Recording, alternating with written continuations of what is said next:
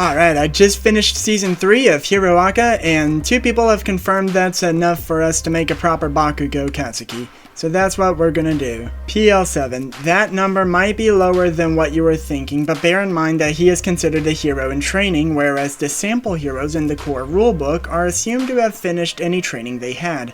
There is a Mutants and Masterminds sourcebook called Hero High that would suggest that the average high school hero would come up to PL8, but this is what my assessment of Bakugo has come to.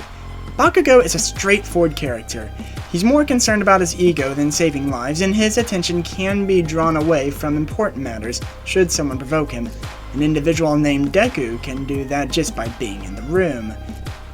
After looking at the sample crime fighter and weapon master in the core rulebook, I chose these numbers to denote that he's not too far behind his adult counterparts.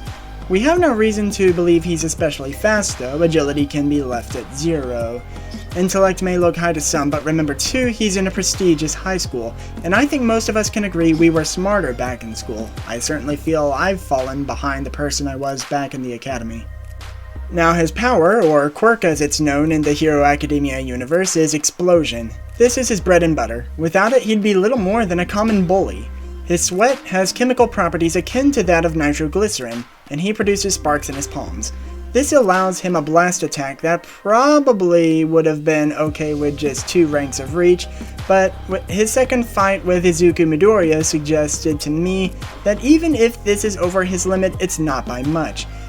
Gauntlets on his costume collect that aforementioned sweat for a bigger blast, so we have to agree that he'd only be able to use it after he's been active long enough to build up a considerable sweat. The GM may allow smaller ranks of the bigger blast if the battle hasn't gone on too long, or if it's a particularly hot day. Note that this bigger blast is removable.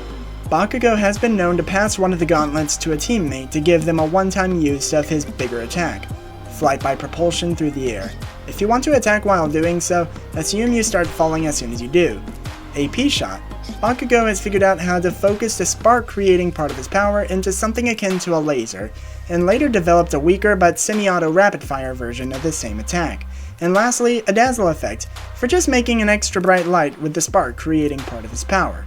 Bakugo's expertise in current events is derived from the nature of the school he attends. UA High adapts its learning curriculum for heroes in accordance with what's going on in the superhero community. Expertise law. Okay, I'm going to receive a pinch of grief in the comments section for this one. Now, just because he doesn't act like he's familiar with the law, doesn't mean he doesn't know it. And again, his learning curriculum is for being a superhero, a form of law enforcement. He has to be learning something related to it, though I left it at a minimal 1 because he isn't going to retain much of that. Acrobatics. If you've seen the moves he pulled against Izuku in their first fight, you'd want that pretty high too. Insight. I wasn't planning on this one until an episode when he told someone, and I quote, "What you're saying doesn't match the look in your eye." That's making an insight check that his classmates failed to do. And Intimidation. His world's leading superhero internally thought to himself that Bakugo could look pretty fierce when he wanted to.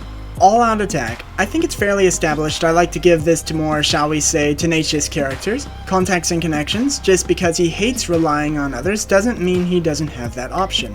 Equipment 1. Kids his age are always on their confounded phones and startled to go with that Intimidation.